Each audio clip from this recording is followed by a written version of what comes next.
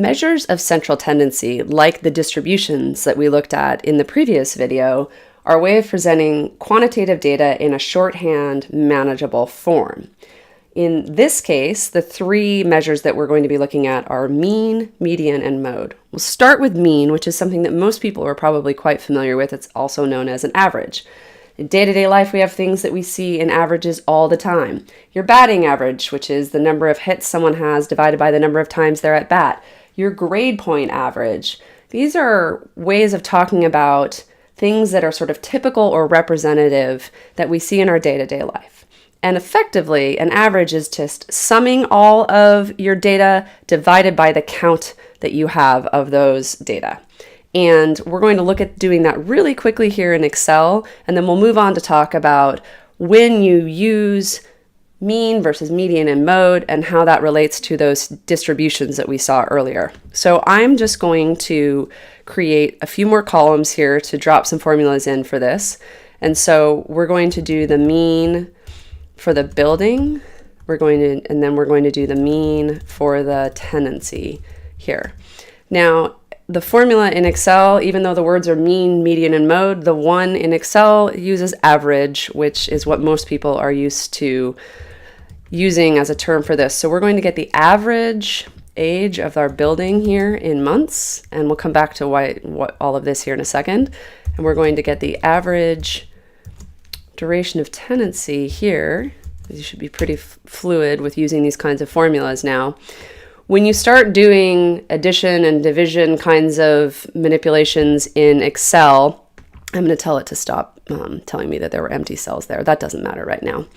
When you start doing these kinds of mathematical functions, you get the remainders of your division, for example, in Excel. And if you don't want to see out that many decimal places, you can actually go up into your home menu here, and you'll see these funny little buttons here that have an arrow and it's dot decimals.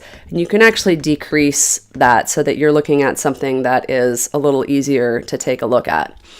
So what we're seeing here is that the average building age in months is 225 and the average tenancy is 63. Again, these are in months. And as I'm starting to reason about my data a little bit more, I'm really starting to feel the pull of wanting to think about this in ways that make more sense to humans. And so I'm going to do something that's just going to help me think about this a little bit better.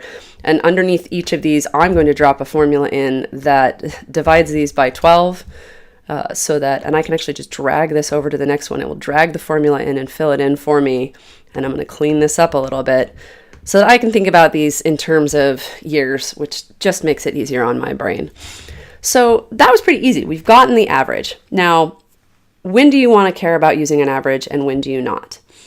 When we looked at that normal distribution before, and you recall that one here, this one that has this really nice bell curve shape, when you have a normal distribution, the mean is a very good central tendency that tells you what the typical value for that data set would be.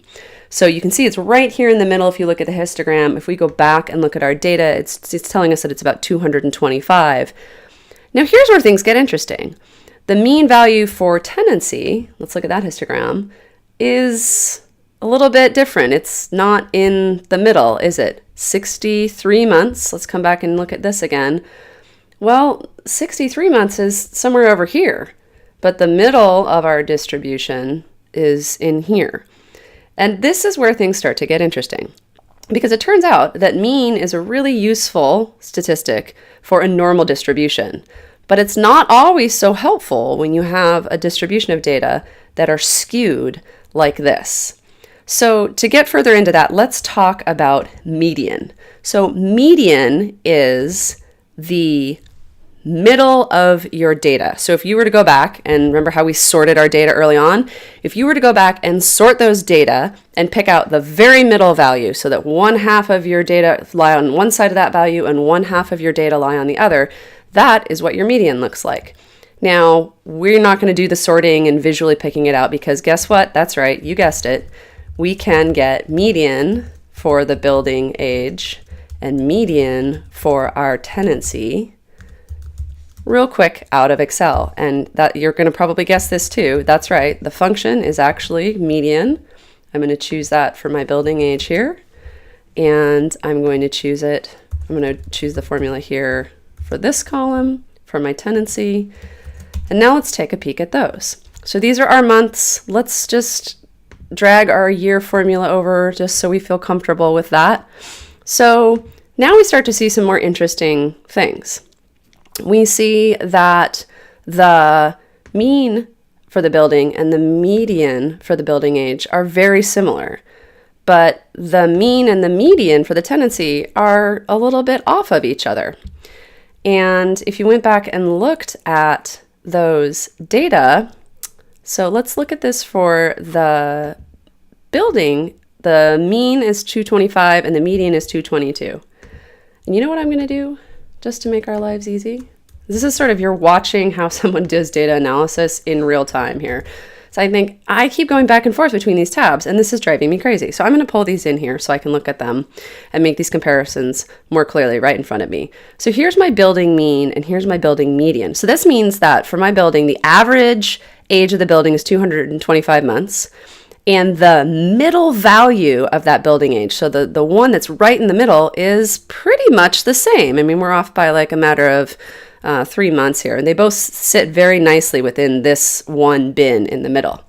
Now, if we look at our mean tendency, the average tendency is in this 64 range, which is sort of over here, and then the median is even further over here to the left, right?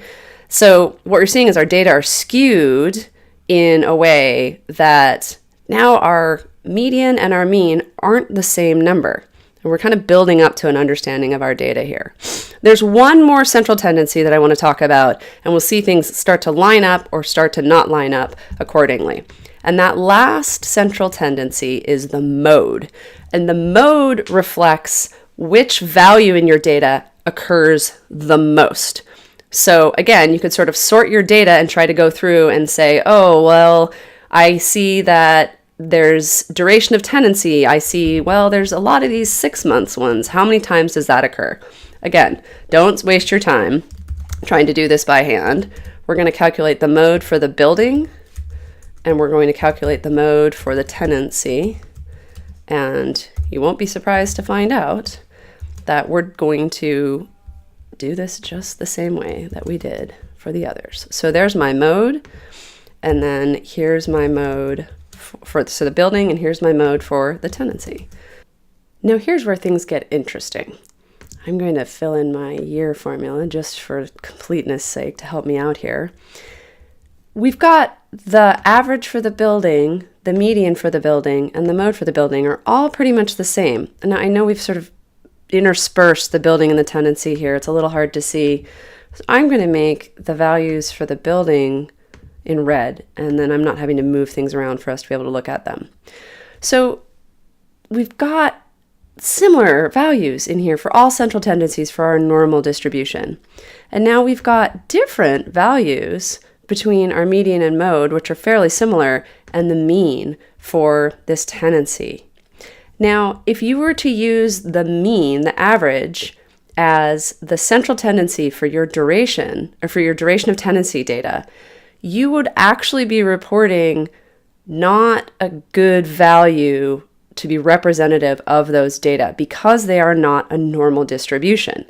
And in the case when you have data that are skewed like this, the value that's usually more often useful and reported in those cases is that median number. In this case, it's 40.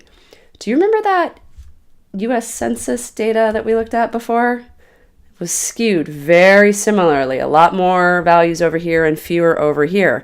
And you'll notice that one of the numbers that they cite here is the median household income. You don't see the average in here. I guarantee you it's somewhere else along in here, further along.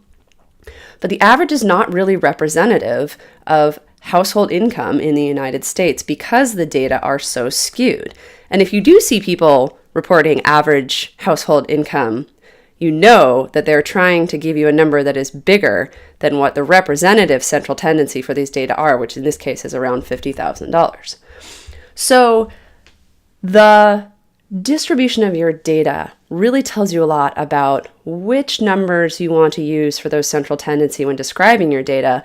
And all of those things combined help you start to understand if and how you want to use those data going into your analysis. You're not going to want to use average values and tendency as you feed those into your model, or you're at least going to want to go back and look at where those data came from.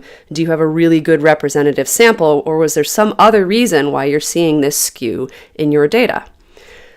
We have one more to go that gives another descriptive statistic that gives us another eye on the shape and characteristic of our data before we move along to the next stage of analysis, and that's the standard deviation.